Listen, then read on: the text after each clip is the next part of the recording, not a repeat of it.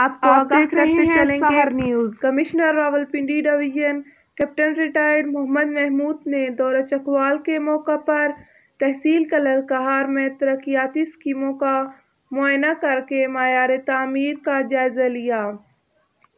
اس موقع پر deputy commissioner captain retired Bilal Hashim, A D C F and P Ashar Iqbal, deputy director development فضل شیر اور تعمیراتی محکموں کے افسران بھی ان کے ہمراہ موجود تھے۔ Commissioner Rawalpindi division captain retired Muhammad Mahmood نے government degree college Bachhol Kalan میں نو تعمیر شدہ فلڈ لائٹ کرکٹ اسٹیڈیم کا تفصیلی معائنہ کیا اور سہولیات کے بارے میں بریفنگ لی اور ہدایت کی کہ اسٹیڈیم کو جلد از جلد آپریشنل کیا جائے۔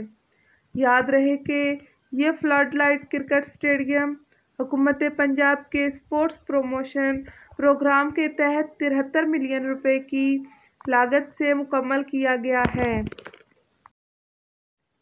کمشنر نے تحصیل ہیڈ کوارٹرز ہسپتال کلر کہار کے ٹراما سینٹر میں زیر تعمیر ایمرجنسی بلاک کا بھی معائنہ کیا، جس کی تکمیل پر 22 ملین روپے کی لاگت آئے گی۔ انہوں نے تعمیراتی معیار پر اظہار اطمینان کیا اور کام کی رفتار تیز کرنے کی ضرورت پر زور دیا۔ تعمیراتی شعبے کی انتظامیہ کو احکامات جاری کیے کہ ایمرجنسی بلاک کی ہر لحاظ سے تکمیل مئی تک یقینی بنائی جائے۔ انہوں نے تحصیل ہیڈ کوارٹرز ہسپتال میں آئے لوگوں کو فری فیس ماسک بھی تقسیم کیے اور تاکید کی کہ کورونا وائرس سے بچاؤ کے لیے حفاظتی SOPs پر باقاعدگی سے عمل کیا جائے۔ آپ کو ایک اور تازہ ترین خبر سے آگاہ کریں کہ تکیہ شاہ مراد کے قریب رکشا اور کیری وین کے درمیان تصادم کے نتیجے میں ایک بچہ جاں بحق جبکہ 4 بچے زخمی۔